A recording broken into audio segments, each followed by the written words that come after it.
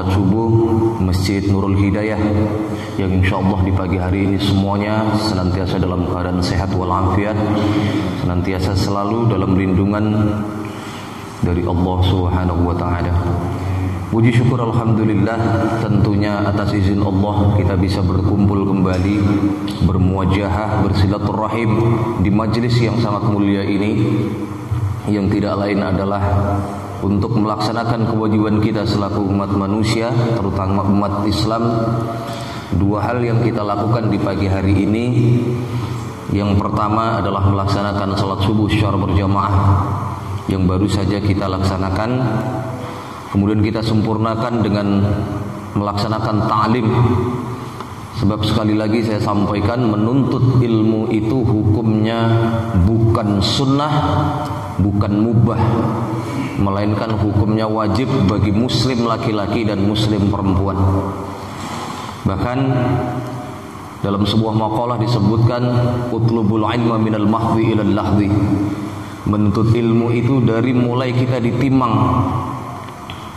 ibu kita sampai kita ke liang lahat. Itu artinya menuntut ilmu itu hukumnya sangat wajib. Sebab ibadah kita semua ini akan ada artinya di hadapan Allah dan akan bernilai pahala di hadapan Allah jika ibadah itu dilandasi dengan ilmu. Termasuk sholat yang kita kerjakan, tidak akan sempurna ibadah sholat kita jika tidak didasari dengan ilmu di dalam gerakan sholat kita. Membaca Al-Quran pun juga demikian. Kalau tidak ada ilmunya, maka tidak bernilai pahala. Apalagi kita sudah ada pengetahuan namun kita tidak mau belajar. Makhraj panjang pendeknya Al-Quran itu kita abaikan, maka hati-hati.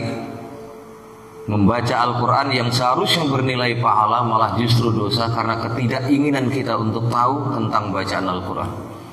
Dan di pagi hari ini kita berkumpul bersama menunjukkan bahwasanya kita semua butuh ilmu. Kita semua butuh bekal kita nanti di akhirat. Walaupun kita semua sadar bahwasanya manusia meninggal nanti, salah satu yang kita bawa adalah amal kita. Dan walaupun kita sekali lagi sadar bahwasanya amal kita tidaklah cukup untuk membantu kita nanti masuk ke dalam surga.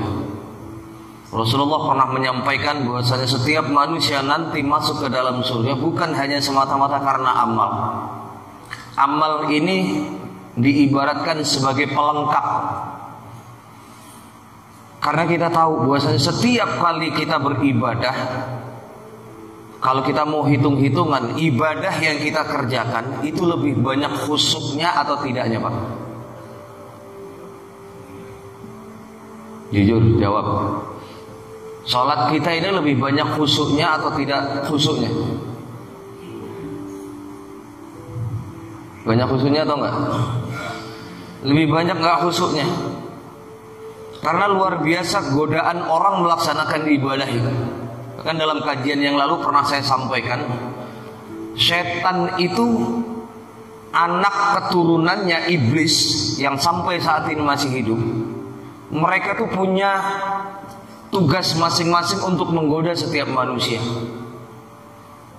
Dulu pernah saya sampaikan, ada setan yang memang ditugaskan oleh Raja Iblis ini untuk menggoda orang yang hidup berumah tangga. Setan yang kerjaannya goda suami istri di rumah itu ada. Dibuat panas hubungannya, berantem terus, nggak pernah berhenti.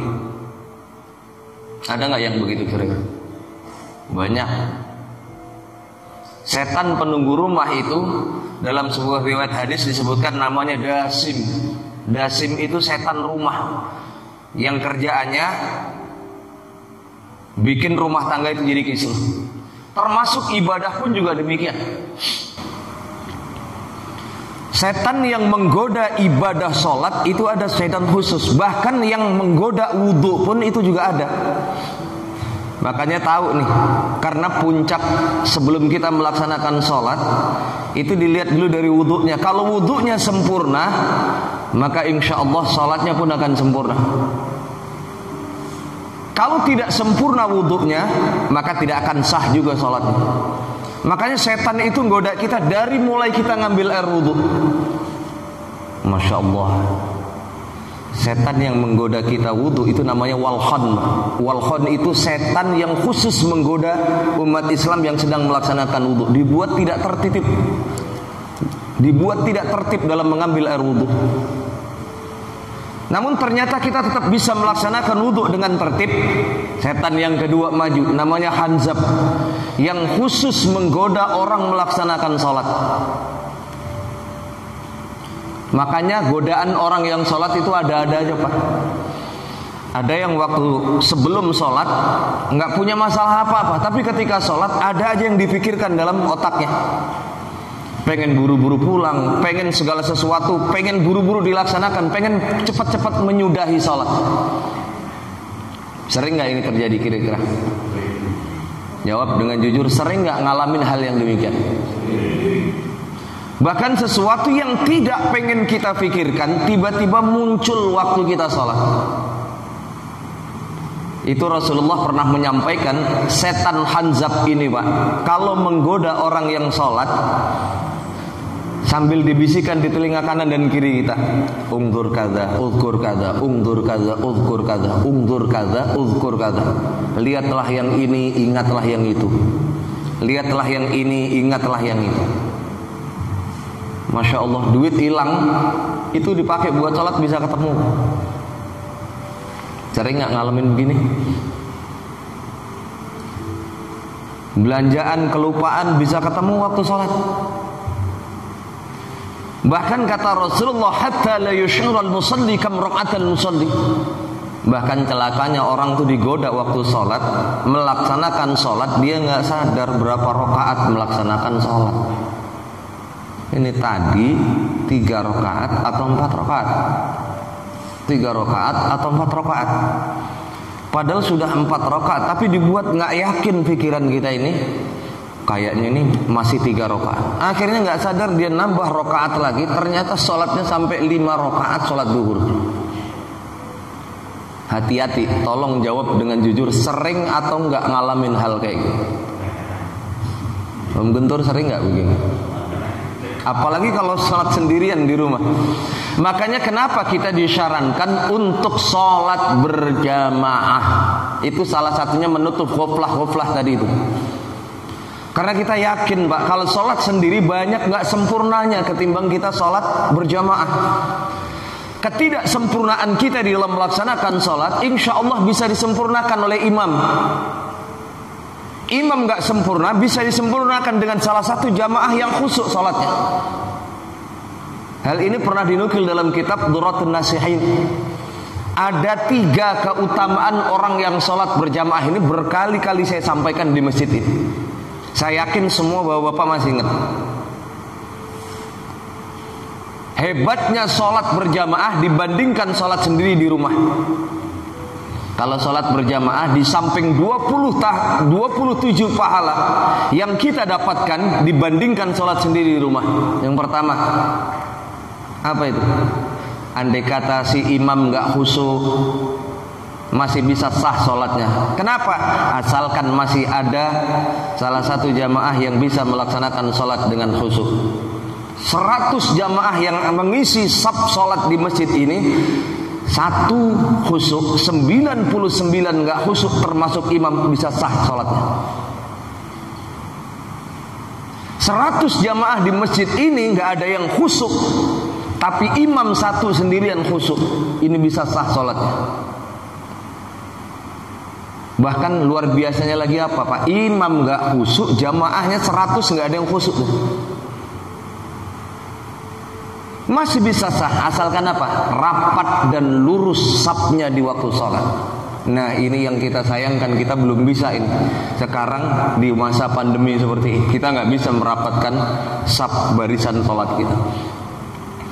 Tapi paling tidak kita berikhtiar di dalam sholat berjamaah itu masih ada orang alim di saf terdepan. Makanya kenapa sih Rasulullah menganjurkan orang-orang yang berdiri di belakang imam itu, yang pertama disarankan orang yang alim, yang ngerti Al-Quran. Tujuannya apa? Ketika imam lupa bacaan sholat, yang belakang siap betulin. Jadi jangan sampai imam salah bacaan sholat, yang belakang juga nggak ngerti. Bismillahirrahmanirrahim. Wat-tini waz-zaytuni wa turi sinina wa hadzal baladil amin. Laqad khalaqnal insana fi ahsani taqwim. Thumma radadnahu asfala safilina illa alladhina amanu wa 'amilus solihati wa tawasaw bil haqq wa tawasaw bis sabr. Salah apa benar itu? Lah kok jadi ke surat Al-Asr? Tapi karena makmumnya nggak ada yang ngerti, nggak ada yang ngingetin, akhirnya imam galau sendirian. Masya Allah, kok tadi jadi surah Al-Asr? Nah, dianjurkan di belakang imam yang arti tentang Al-Quran, paling tidak paham bacaan Al-Quran, ketika imam salah bisa mengingatkan. Dan nanti ketika misalkan imam ini batal dalam sholat, nih makmum langsung bisa maju ke depan menggantikan sholat tanpa membatalkan sholat yang kita kerjakan dalam berjamaah. Tuh. Maka pentingnya kita belajar, salah satunya adalah bekal kita dalam ibadah. Dan sekali lagi, banyak godaan syaitan di saat kita melaksanakan ibadah, termasuk sholat tadi yang saya kerjakan. Bapak ibu jangan heran, bahkan anak kecil pun itu sudah ditunggangi setan. Setan yang menggoda anak kecil, terutama anak bayi, namanya Ummu Sibyan. Itu setan yang menggoda anak-anak bayi. Lihat, hati-hati, perhatikan baik-baik. Ketika melaksanakan ibadah orang tuanya, ada aja dibuat anak kecil ini supaya nangis. Dan ini kita tidak pungkiri, semua manusia pasti akan mengalami hal itu. Bahkan kita semua ini ada semua jin, setan yang menggoda diri kita. Kita ini ada korin dalam diri setiap manusia. Korin itu apa sih? Yang merasuki pada diri kita sampai kita meninggal dunia, dia tuh masih ada. Manusia meninggal dunia masuk ke liang lahat, korin ini masih tetap ada. Karena berpuluh-puluh tahun ikut bareng dengan kita, sampai-sampai wujudnya pun sama dengan kita. Ini yang harus kita pahami bersama-sama, akan bagaimana setan atau jin yang merasuki diri kita tergantung dari ibadah kita. Bahkan Rasulullah itu sampai mengislamkan jin yang ada dalam dirinya. Jin itu sendiri merasuki tubuh Rasulullah, tapi bisa dibimbing oleh Rasulullah, bahkan sampai diislamkan. Hadirin jamaah sekalian yang dimuliakan Allah Subhanahu wa taala. Makanya sekali lagi, pentingnya kita untuk duduk di majelis ilmu tidak lain adalah untuk menyempurnakan amal ibadah kita. Dan dianjurkan oleh Imam An-Nawawi Al-Bantani, adamatus syaqawatul insanu arba'atun. Tanda-tanda orang yang celaka itu meliputi 4 hal, dan sebaliknya orang yang berbahagia itu ada 4 hal. Yang pertama apa? Ad-disyanul mahfudatu 'inda Allah fa hiya madhiyatud dzunub. Orang yang merasa nggak pernah punya dosa di masa lalu, padahal dosa kita ini sekecil apapun yang pernah kita kerjakan itu akan tertulis dan tidak akan pernah hilang di hadapan Allah sebelum kita akhiri dengan taubat. Kita semua kira-kira punya dosa apa enggak, Pak? Punya dosa apa enggak? Cuma pertanyaannya, dosa kita ini sedikit atau banyak? Jujur, dosa kita ini dikit atau banyak? Banyak banget. Kalau ditanya pengen masuk surga apa enggak? Pengen. Sebenarnya kalau kita mau koreksi diri, Pak, Nabi Adam itu juga pengen masuk surga. Dan beliau dulu pernah masuk ke dalam surga, tapi dikeluarin dari surga cuma gara-gara punya satu salah. Apa salahnya? Wa qulna ya Adam uskun anta wa zawjukal jannah wa kula minha ragadan haitsu syi'tuma wa la taqraba hadhihi asy-syajarata fatakuna minadh dhalimin. Adam, masuklah engkau ke dalam surga. Nikmati semua pemberian Allah yang Allah berikan di dalam surga. Makan minum sepuasmu. Engkau merasa kesepian di dalam surga, diciptakan Siti Hawa untuk menemani Nabi Adam di dalam surga. Pesan Allah cuma satu, wala taqraba hadhihi syajarah. Jangan sekali engkau dekati pohon ini wahai Adam. Pohon khuldi ini bahasa kias, Pak. Kias itu artinya sebuah larangan namun tidak secara langsung. Kalau mendekati saja nggak boleh, apalagi memakan buahnya. Sama halnya seperti ada ayat wala taqrabuz zina, jangan engkau dekati zina. Berarti yang nggak boleh cuma dekati, berzinanya boleh. Ini yang kurang ajar orang menafsirkan ayat tidak dengan qiyas. Makanya hati-hati, landasan dasar hukum kita sebagai umat Islam itu ada 4. Yang pertama Al-Quran, sunnatullah, hadis. Yang ketiga ijma'. Yang keempat qiyas. Sebenarnya kalau kita ikutin banyak. Ada lagi yang kelima istinbat. Al-Quran sudah jelas aturannya dari 30 juz yang ada di dalam Al-Quran itu.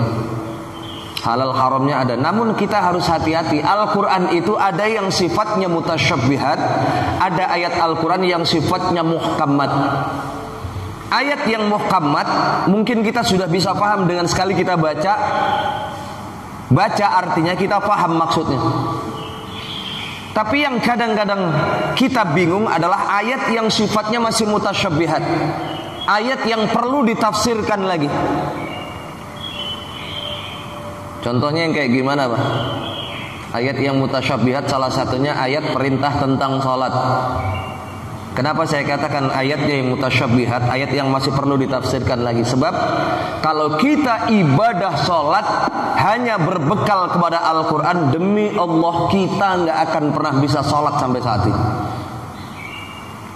Betul nggak kira-kira? Betul nggak? Kenapa demikian? Semua ayat perintah tentang sholat di dalam Al-Quran itu semua hanya perintah sifatnya. Aqimus shalah wa atuz zakah, aqimus shalah wa atuz zakah, aqimus shalah wa atuz zakah. Perintah untuk melaksanakan sholat. Dan banyak ayat-ayat yang mengisahkan tentang bagaimana dampak dari sholat itu sendiri. Tapi tidak ada satupun ayat di dalam Al-Quran yang menjelaskan tentang bagaimana tata cara sholat. Gak ada, Bapak bisa temukan di dalam Al-Quran. Yang ada paling biasanya as-salatu tanha 'anil fahsya'i wal munkar. Salat itu mencegah dari perbuatan keji dan mungkar. Inna salata kanat 'alal mu'minina kitaban mawquta. Semuanya ayatnya tentang perintah, tentang dampak daripada salat itu sendiri. Tapi tidak ada ayat yang menjelaskan tentang bagaimana salat. Salat itu harus nungging, salat itu harus i'tidal, harus sujud, harus ruku'. Enggak ada satupun. Kalau kita alergi dengan hadis, tersesat kita dalam ibadah, Pak. Sebab tidak sedikit ada orang yang mengaku Islam, kembali kepada Al-Quran, kembali kepada Al-Quran, nggak mau belajar hadis. Pegangannya kemana-mana cuma Al-Quran terjemah, nggak mau mengkaji hadis. Ketika ketemu dengan ayat muhkamat, menafsirkan Al-Quran seenak perutnya sendiri. Ini banyak terjadi zaman sekarang.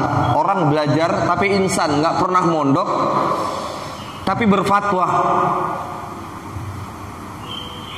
Diberikan pengetahuan malah sok pinter, malah minterin orang lain. Dan ini disampaikan dalam kitab Ta'limul Muta'alim, man ta'allamal ilma bila syaihin fasyaihu syaitan. Barang siapa yang menuntut ilmu tanpa didasari oleh guru, didampingi oleh guru, fasyaihu syaitan, maka setan siap menjadi guru mereka dan pasti akan mendampingi mereka dalam belajar. Makanya hati-hati kalau kita belajar tentang agama, belajar kepada yang ngerti, belajar kepada guru. Baca boleh, tapi silahkan habis kita baca, tanyakan kepada yang ngerti. Sebab demi Allah, Pak, setan itu paling senang lihat orang bodoh lagi belajar. Bahkan pernah dalam sebuah riwayat, ketika Rasulullah akan berangkat melaksanakan sholat ke masjid, dalam sebuah riwayat sholat subuh seperti kita laksanakan tadi, Pak. Di saat Rasulullah akan melaksanakan sholat, tiba-tiba Rasulullah kaget, terkejut. Kenapa Rasulullah terkejut? Tiba-tiba ada setan keluar dari masjid, keluar lari terbirit-birit, ketakutan. Setan ini ketakutan. Sampai-sampai Rasulullah bertanya, kenapa engkau guys setan? Wajahmu seperti orang yang sedang ketakutan. Apa yang kau dapat di dalam masjid itu? Lalu kemudian setan ini ngasih bocoran, Pak, sama Rasulullah. Wahai Muhammad, ketahuilah wahai Muhammad, tadinya saya akan menggoda orang yang lagi sholat di dalam masjid itu.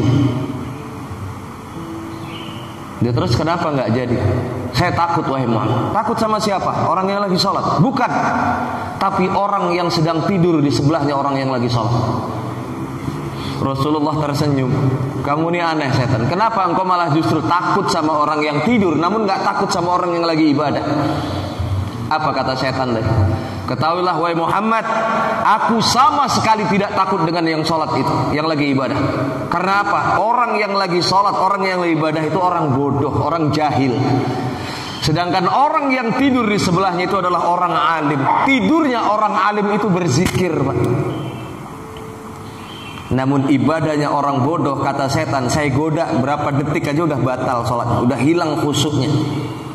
Yang saya khawatirkan adalah ketika saya menggoda orang yang lagi sholat ini, terjaga dari tidurnya orang alim itu, kemudian dia membetulkan gerakan dan bacaan orang yang sholat itu, dia baca ayat, terbakar, saya mendingan saya lebih baik saya keluar lari, nggak berani saya menggoda orangnya.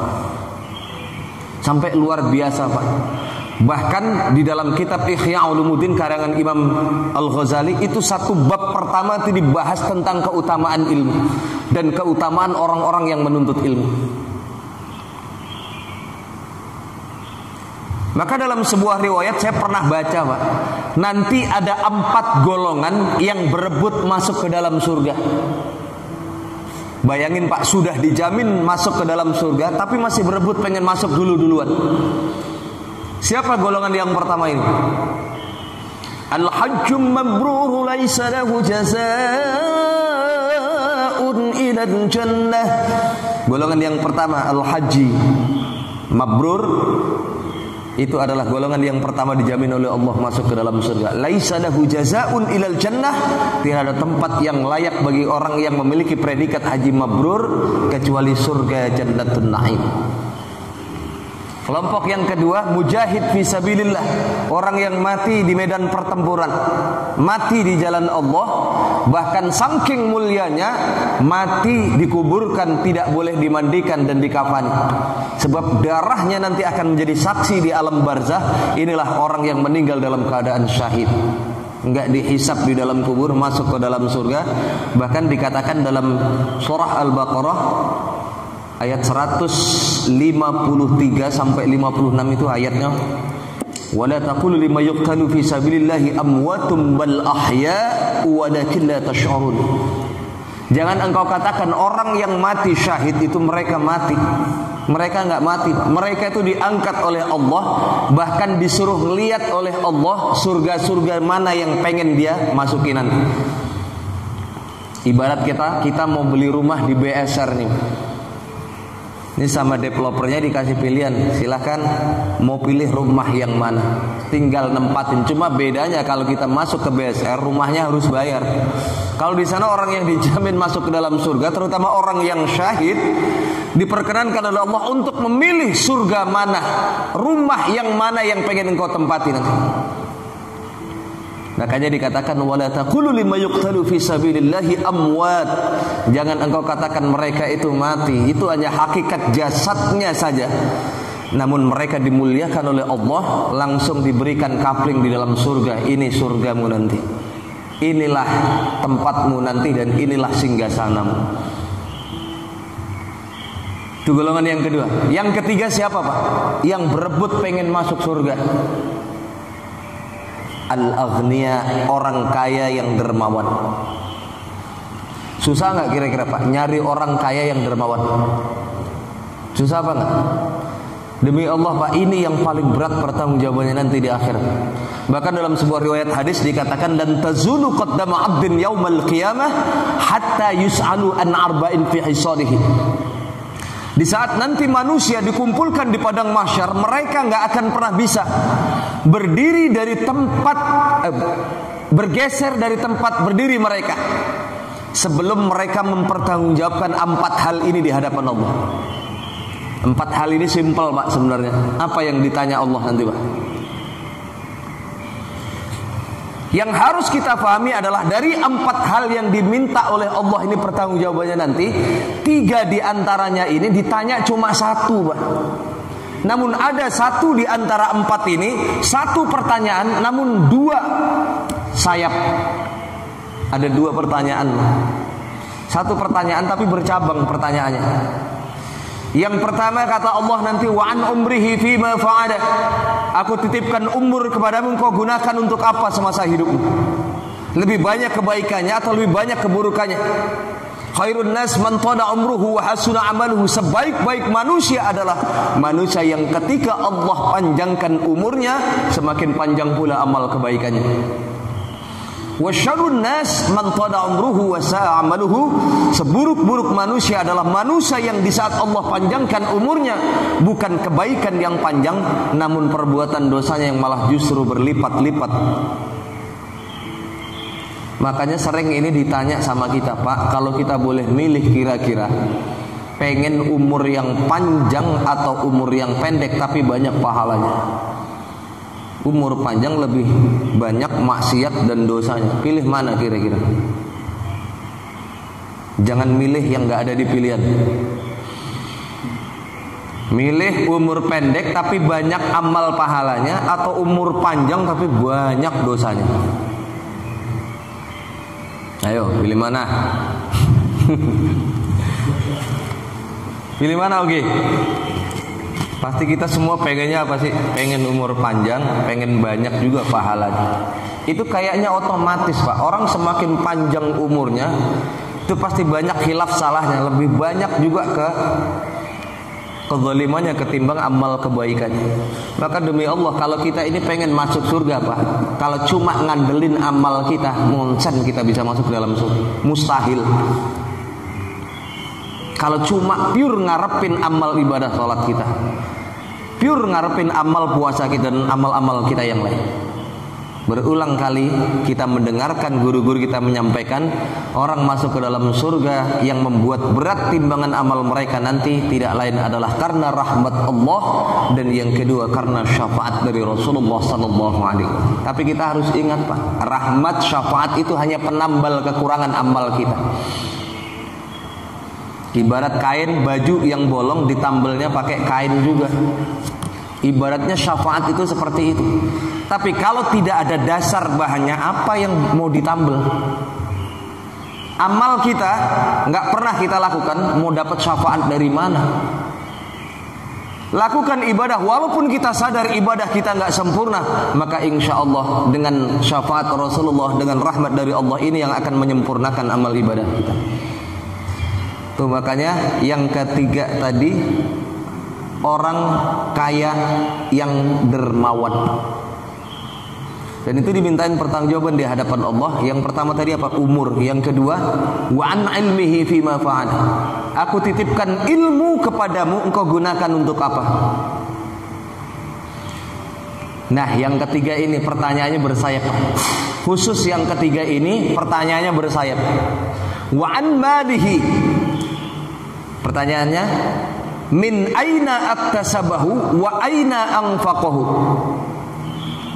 Harta yang aku berikan atau harta yang engkau dapatkan semasa hidupmu, engkau peroleh dari mana? Itu pertanyaan yang pertama. Yang kedua, dan engkau belanjakan untuk apa? Yang lainnya cuma satu Pak, ilmumu kau gunakan untuk apa? Satu doang. Umurmu engkau gunakan untuk apa? Satu doang. Tapi giliran harta, min aina aktasabahu wa aina anfaqahu. Engkau dapatkan dari mana hartamu? Dan engkau sumbangkan untuk apa? Engkau belanjakan untuk apa semasa hidup? Dan yang keempat, wa an jismihi fima ablahu. Engkau diberikan fisik dan jasad yang sehat, engkau gunakan untuk apa semasa hidup? Dan ternyata orang kaya nanti banyak yang tergelincir masuk ke dalam neraka lantaran tidak amanah dengan harta mereka. Namun ini orang dimuliakan oleh Allah Pak. Nanti andai kata dia amanah dengan kekayaannya, maka dia masuk dalam golongan yang ketiga. Kemudian golongan yang keempat yang nanti akan berebut pengen masuk ke dalam surga adalah al-ulama warasatul anbiya. Ulama sebagai pewaris para nabi. Mereka nanti masuk ke dalam surga, Pak, dari golongannya masing-masing. Orang yang haji mabrur tiba-tiba jalan masuk dulu. Ditanya sama malaikat, "Man anta? Siapa kamu?" Atau siapa kalian? Mereka semua serentak menjawab, "Kami adalah orang-orang yang diberikan anugerah oleh Allah, haji kami diterima atau haji mabrur. Kami ingin masuk ke dalam surga." Apa kata malaikat? Sebelum kalian masuk ke dalam surga, malaikat ini nanya, Pak. Pertanyaannya apa? Siapa yang mendampingi kalian di saat kalian melaksanakan ibadah haji dan mengajarkan tentang manasik haji? Apa jawabannya? Al-ulama, ustadz, guru, kiai, segala macam. Ulama yang mengajarkan kalian. Siapa yang menanamkan keikhlasan pada diri anda bahwasanya ibadah haji yang kalian kerjakan hanya lillahi ta'ala. Tanamkan niat kita hanya karena Allah. Sebab Masya Allah banyak orang yang melaksanakan ibadah haji keluar puluhan juta, ternyata ibadahnya tidak diterima oleh Allah. Dan engkau bisa diterima ibadah hajimu karena ikhlas engkau melaksanakan ibadah. Siapa yang memberikan pembekalan kepada anda? Apa jawabannya? Ulama lah yang telah membimbing kami sehingga kami bisa melaksanakan ibadah haji dengan ikhlas. Dua pertanyaan jawabannya sama, ulama. Siapa yang mengajarkan kepada anda sampai anda meninggalkan anak istri anda dengan ikhlas semuanya? Sekali lagi ditanya, jawabannya sama, ulama yang mengajarkan kepada kamu. Kalau begitu anda belum pantas untuk masuk surga duluan. Karena ada yang lebih pantas masuk ke dalam surga, yaitu ulama. Ini saking berebutannya, Pak, masuk golongan yang kedua, ini pengen masuk ke dalam surga. Siapa golongan yang kedua, Pak? Orang yang mati syahid. Orang yang mati syahid ini pengen masuk ke dalam surga. Ditanya lagi sama malaikat, siapa kalian? Kami adalah mujahid fisabilillah. Lihat wahai malaikat, baju kami masih bersimbah darah.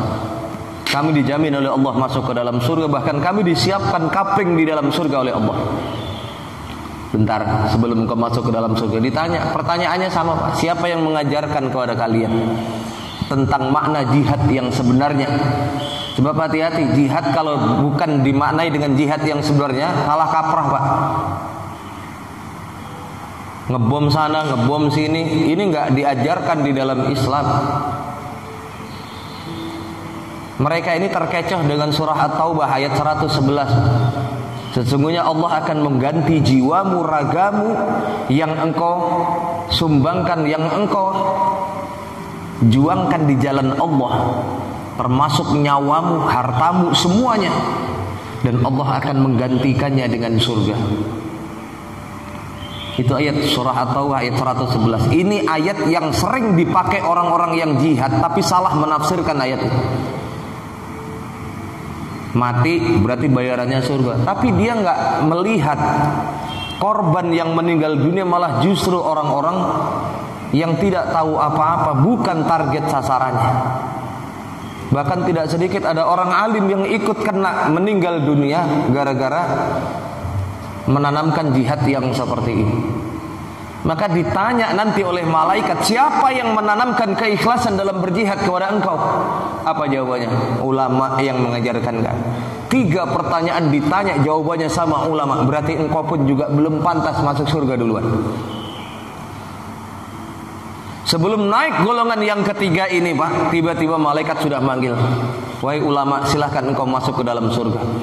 Mereka-mereka yang ada di belakang golonganmu ini adalah mereka-mereka yang masuk surga karena ilmumu yang kau sampaikan kepada mereka. Untuk itu masuklah engkau ke dalam surga karena ilmumu, dan ini adalah rahmat dari Allah yang Allah berikan kepada kalian. Rombongan para ulama, para ustadz, para kiai, mereka disuruh masuk ke dalam surga duluan. Apa jawaban mereka? Wahai malaikat, dengan ketawaduan seorang alim ulama, dia mengatakan, wahai malaikat, kami pun rasanya belum pantas kalau masuk surga duluan. Kenapa? Bukankah mereka semua sudah bersaksi di hadapan Mereka bisa beramal dengan baik karena ilmu yang kau sampaikan kepada mereka, karena ilmu yang kau berikan kepada mereka. Dengan kemurahan hati seorang ulama ini, apa jawaban mereka, Pak? Wahai malaikat, saya bisa mengamalkan ilmu saya karena adanya sarana dan prasarana. Saya bisa mengamalkan ilmu yang Allah berikan kepada saya karena saya punya tempat, saya punya pesantren, saya hanya punya ilmu namun saya tidak punya harta. Yang membangunkan pesantren, yang membangunkan masjid, yang membangunkan tempat ibadah, majelis ta'lim, itu bukan saya wahai malaikat, namun orang-orang kaya yang dermawan.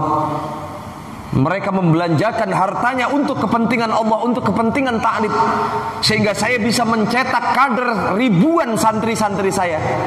Mereka menjadi orang-orang alim, mereka menjadi konglomerat-konglomerat yang dermawan. Mereka menjadi mujahid-mujahid yang tangguh.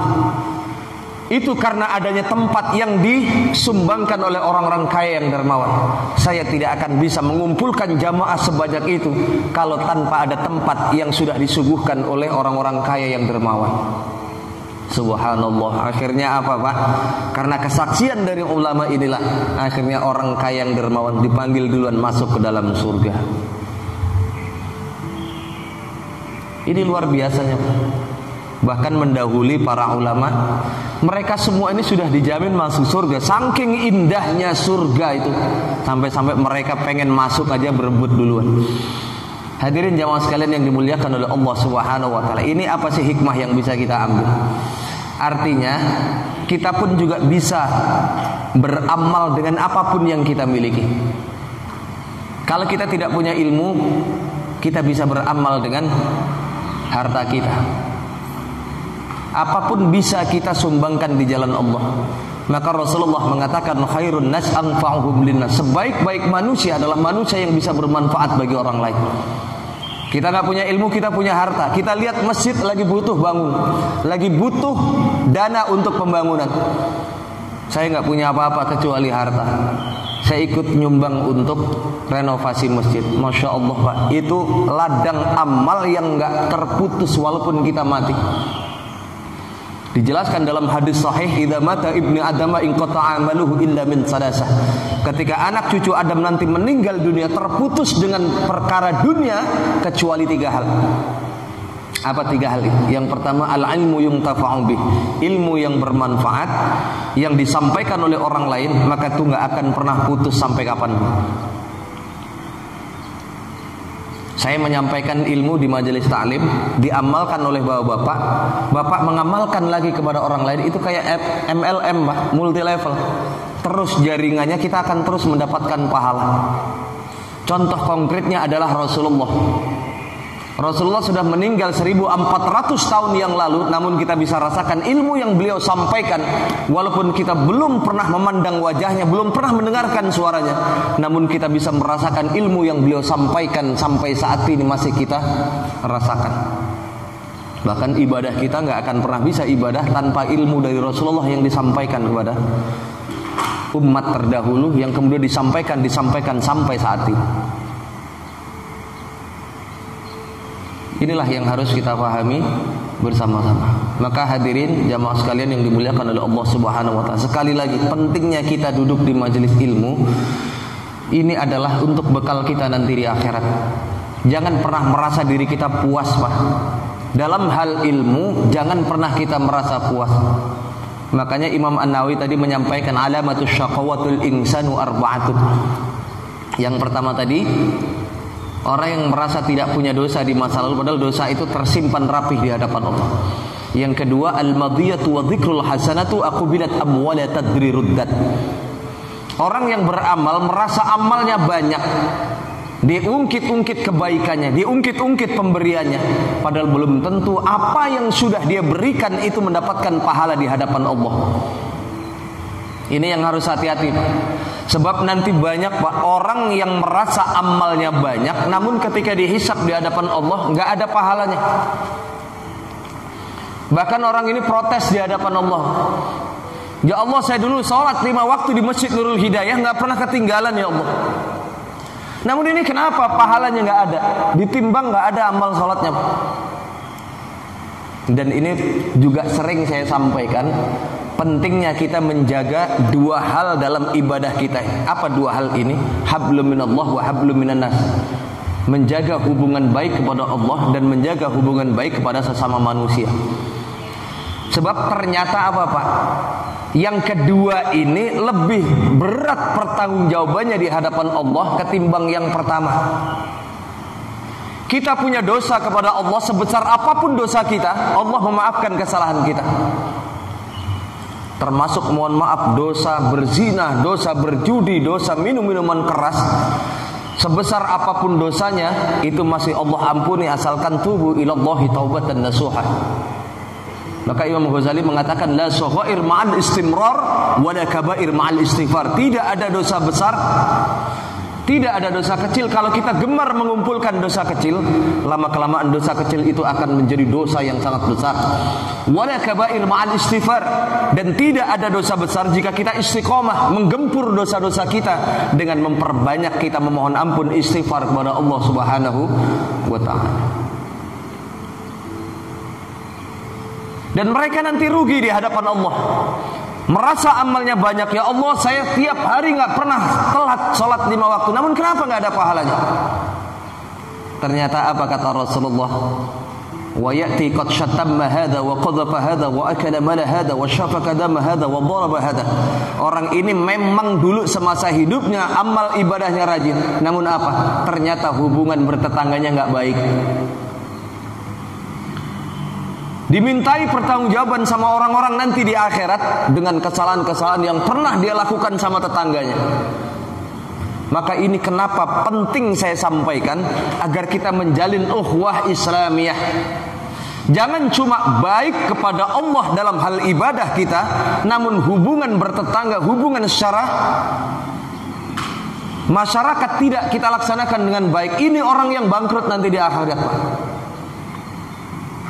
Yang disebutkan dalam sebuah hadis al-muflis, orang yang celaka, orang yang bangkrut nanti adalah orang yang rajin ibadah namun gak baik sama tetangga. Kerjaannya gibah melulu, ngomongin orang lain, fitnah orang lain, tapi ibadahnya rajin. Ini yang pernah saya sampaikan, makalah para ulama, orang yang setengah baik. Kan ada 3 kriteria, orang yang baik, orang yang beriman, orang yang setengah baik, sama orang yang tidak baik. Orang yang beriman adalah orang yang konsisten, orang yang bertakwa, imtithalu awamirillah wajtinabu nawahihi. Orang yang menjalankan perintah Allah tanpa keraguan dan menjauhkan larangan-larangan Allah. Itu orang yang beriman, orang yang bertakwa, orang yang baik. Orang yang setengah baik ini yang kayak tadi, sholat rajin, nyolong rajin, sedekah rajin, korupsi jalan, puasa Senin Kemisnya rajin, tapi ngomongin orang rajin. Enggak ngomongin lewat mulut, tapi ngomongin lewat medsos. Ini sama aja, Pak. Orangnya pendiam, tapi Masya Allah, tapi begitu ngomong lewat media sosial, lantangnya luar biasa. Ini juga termasuk dalam kategori hibah yang akan menghanguskan nilai pahala kita di hadapan Allah. Ini disebutkan oleh Rasulullah muflis, orang yang celaka, orang yang bangkrut nanti di akhirat. Ya Allah, orang ini memang sholatnya rajin, namun mulutnya nggak bisa dia jaga. Wa ya'ti qad syatamma hadza wa qadhafa hadza. Tolong ya Allah, gara-gara ucapan dia dulu saya sakit hati ya. Dimintai pertanggungjawaban di hadapan Allah. Karena nggak bisa lagi menebus kesalahannya, nggak bisa Pak, dibayar pakai maaf itu nggak bisa. Lalu bagaimana cara menggantinya? Diambil pahalanya. Sholatnya dia yang dia kerjakan 5 waktu sehari, diambil tuh sama Allah, diberikan sama orang yang pernah dia gibai. Hilang pahala. Makanya ruginya luar biasa.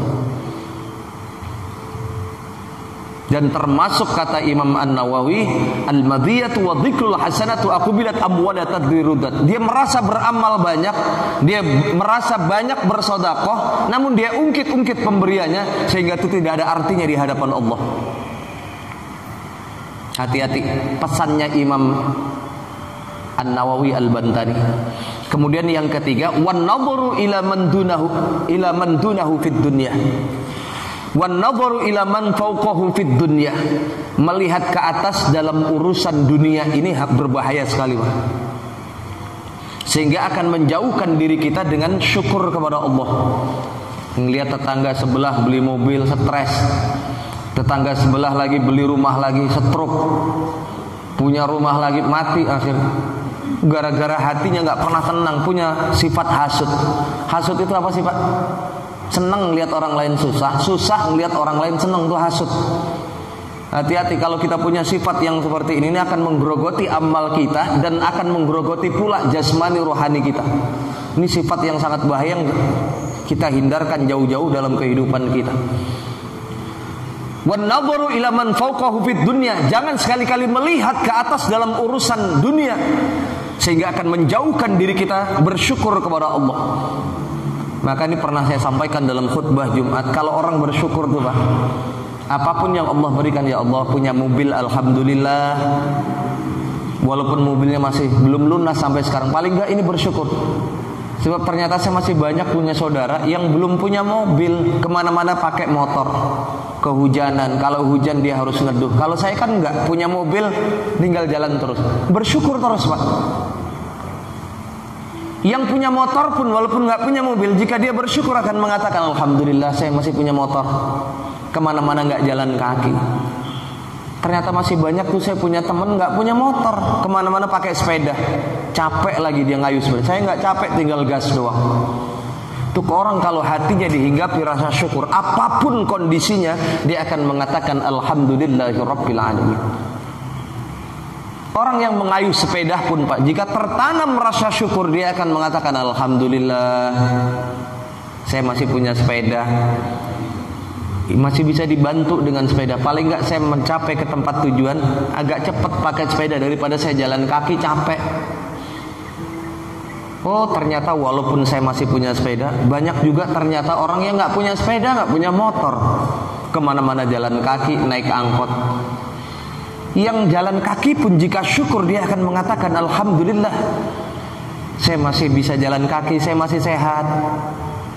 Saya masih banyak temukan orang-orang yang gak bisa jalan kaki, kemana-mana dibantu pakai kursi roda, sehingga dia tidak bisa bebas bergerak leluasa. Ini harus saya syukuri. Orang yang pakai kursi roda pun akan bersyukur jika hatinya ini legowo menghadapi ujian dari Allah. Dia akan mengatakan alhamdulillah, walaupun saya pakai kursi roda, artinya saya masih bisa menghirup udara bebas di luar. Saya lihat masih banyak saudara-saudara saya yang terbujur lemas di tempat tidurnya, tidak bisa berbuat apa-apa kecuali hanya pasrah dengan keadaannya. Masya Allah Pak, indahnya orang yang syukur itu, sehingga dia gak akan pernah merasa sakit hatinya. Orang yang terbujur lemas di tempat tidurnya, jika dia bersyukur dia akan mengatakan alhamdulillah, sampai saat ini saya masih diberikan umur oleh Allah. Walaupun saya lemah tidak berdaya, namun di akhir-akhir dan sisa-sisa kehidupan saya masih bisa mengagungkan namamu kita, saya masih bisa berzikir kepadamu ya Allah, sehingga ini menjadi bekalku nanti menuju kehidupan yang berikutnya. Syukur terus indah akhir. Kemudian yang keempat apa kata Imam An-Nawawi? Wan nadharu ila man dunahu fid din, jangan engkau melihat dalam urusan akhirat itu ke bawah. Ini kebalikannya dengan tadi Pak. Kalau melihat dunia jangan ke atas, kalau melihat akhirat jangan ke bawah. Dan sebaliknya kata Imam An-Nawawi, orang yang beruntung adalah orang yang gak pernah. Tadi kebalikannya dari yang empat tadi Pak. Kalau yang pertama tadi apa?